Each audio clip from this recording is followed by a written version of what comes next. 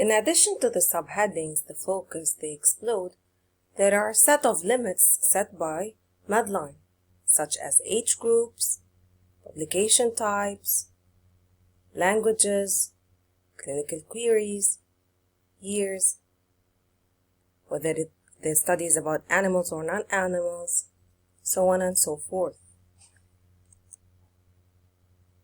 All what you find in the limits do not use as a mesh. So for example, if your topic was about